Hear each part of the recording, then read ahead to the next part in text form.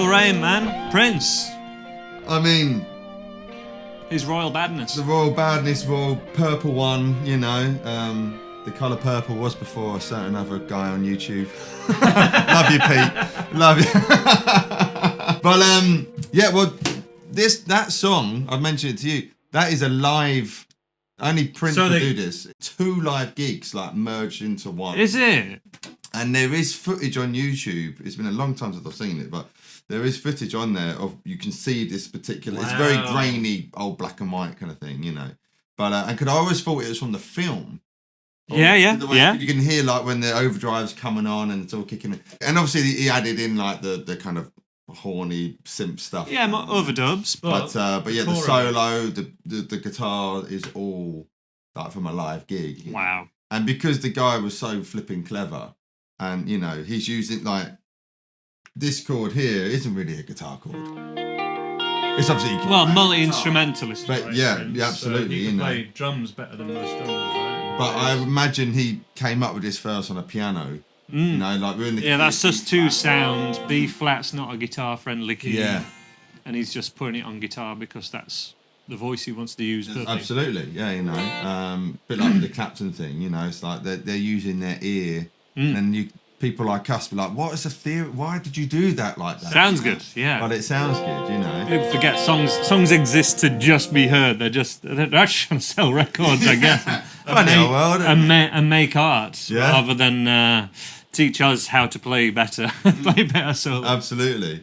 But so you got some beautiful chords going on there. Like I say, you got this B sus2 going on there, a G minor 11, and I think he does an F. He might do something if we dissected it. I think he's doing something a bit different. But at its core, it's an F. And then you got an E no.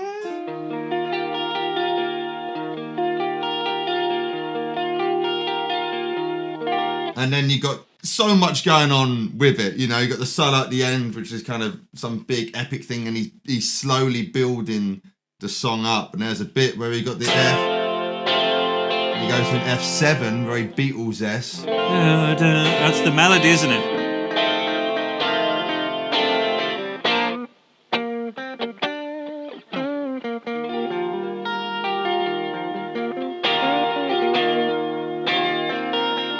And then the main melody for the chorus, just one tune, the first, third, and first, second, and third. Nice. You know, they're my favourite. A lot of classic piano riffs are basically like that. Just Right. first, literally first 3 notes of a major scale. Yeah. Put chords under that make that sing. Because there's nothing more elemental to it, and it's I think that's come from in playing other instruments. Yeah.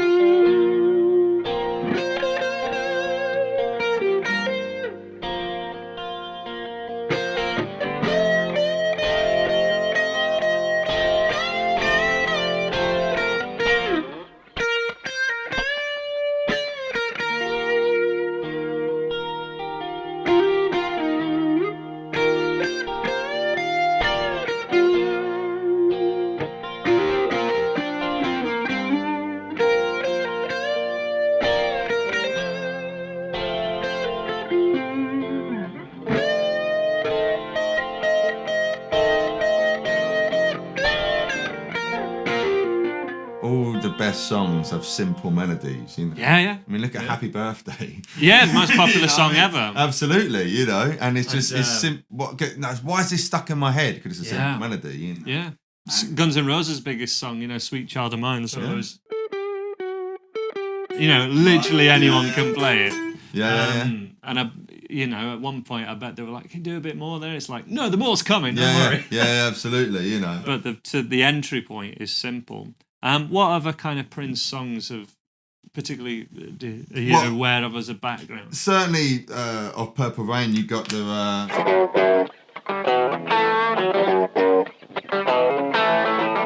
How was that?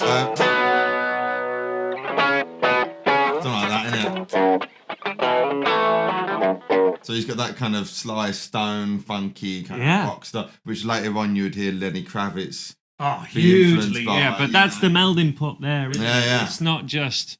I mean, Prince is his own genre. Isn't Yeah, he? yeah, absolutely. And I've mentioned to you before how the whole all that for me came from being Prince. Yeah, when we on when we were video. talking about Hendrix, Yeah, and yeah. people who Hendrix was inspired by, and then who other players that inspired John Frusciante, for Yeah, example. yeah. You were like Prince. I got this. I learned this Hendrix thing from Prince in many ways. Yeah, you should know this is it. And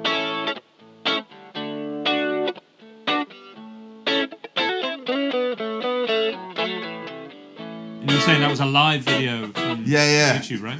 Prince, yeah, he's got a purple Taylor acoustic, of course, and he's just, he does.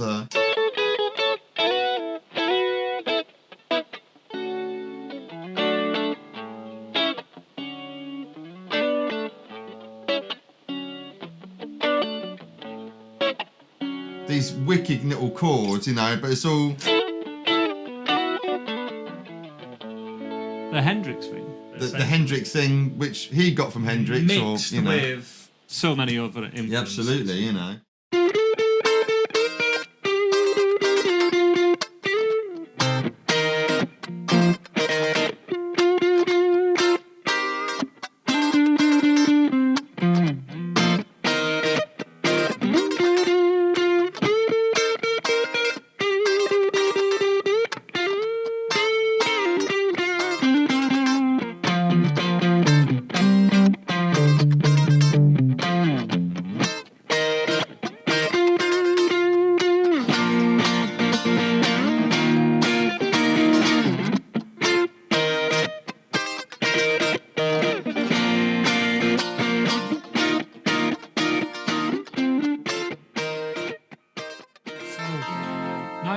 So key of F.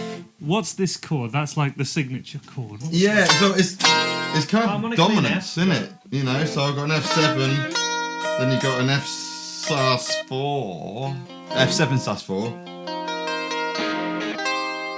It's got almost a Hendrixy chord sound to it. Yeah, well then you got that sound kind of going on, So it's just two 9 string.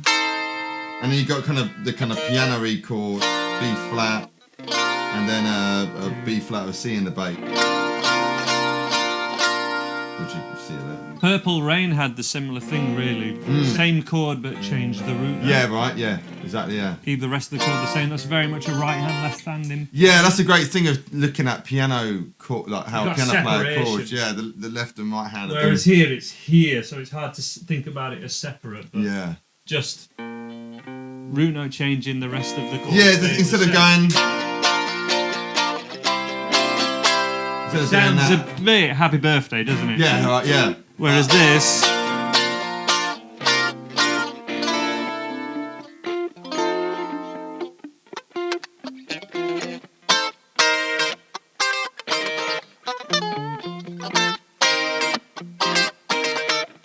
It's nice. Again, it's the blues. It's a blues and a pop song. It's mixed up well. Yeah, Huey Lewis and the News, like big 80s band. Right. Oh, that is basically blues, but it sounds so 80s, like it couldn't have existed before 1982 or whatever. Yeah. But it's the playing wise, there's a lot of blues, but it's how you use it. No, well, again, that's with the Steve Ray Vaughan thing, where he was a blues but injected pop into pop sounds. Listen to Pride and Joy. It's load of reverb. Yeah. It's 80s reverb in there. It's like 80s. It is 80s production, and it did have a big comeback in the 80s, didn't it? That's when the nostalgia for the 50s did come back. Chuck Berry did that concert when Keith Richard put a band together for him, and they Not 80th, sorry. I think it's 60th birthday. Sorry, yeah. so they came to fisticuffs almost. That's didn't right. Oh, they? that's brilliant, isn't it? Backstage, it's how I want my amp set up. That's Yeah, really Chuck Berry has it. Yeah. I can imagine Prince actually being a bit like that. Touch my amp. Don't touch, Yeah. But why would you ever touch? Art. It's literally art, and you've got to let them do their thing. Yeah. Kiss, obviously. Oh, well, Kiss has got the wicked funk chord, which is a 9, but everyone always thinks of your kind of James Brown 9. But there you got that. Yeah. Love that one.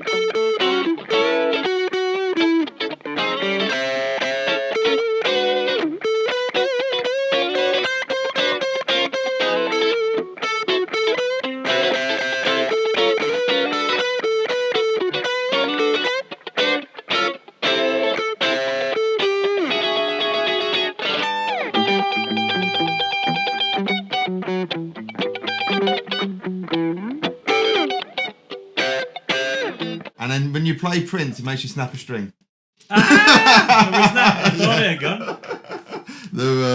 handle it. Can't handle. Needed a purple guitar, mate. So you got a purple Bradcaster. Is there anything else that we can take, that's mere mortals, we can try and take from Prince? What? Looking at it from a guitar player. Yeah, well, what we just touched upon a little bit there was that piano thing. You know, and you can see this across the board in so many songs, you know, even with Clapton and Layla. And there's that great song, what Chris Cornell covered. Nothing Compares to You. So beautiful chords in it. original key I can't remember, but the Chris Cornell, if we put it in C.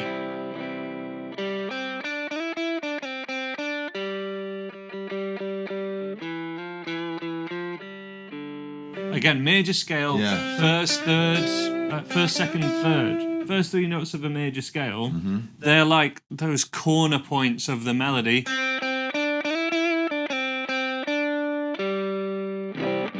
And again, like the first 4 chords that you would play if you were ever writing a song, probably C, G, A minor. Yeah.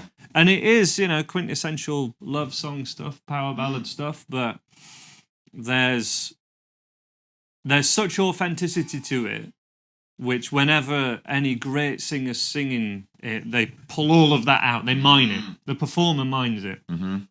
You know, Chris Cornell's voice is breaking throughout his version. I forget the lady who did the first song. Something Gaines, Judy. Sinead O'Connor, that's her Oh, name. sorry, I'm thinking of the Prince's version, so yeah. Sinead O'Connor's version, she's on the verge of tears throughout the video. Yeah. While she was recording the original. Yeah. It's like it taps into something like really center of anyone that is emotive, center of their heart, right? Yeah. And it doesn't take any more than just, you know, major scale stuff to actually do it a lot of the times. But there's some interesting chord moves in it other than that, but they are often kind of piano moves. Nothing compares. Well, again, the modulation there into Mixolydian. Yeah. So that's it's all available, but it's just plucking out just what you need and then little stabs. It's the power of a good melody again, isn't it? You know, it's all the power. Like you said, you can take a simple lyric. There's nothing crazy going on here on any exotic scale. Some might say nothing compares to a simple melody. Hey.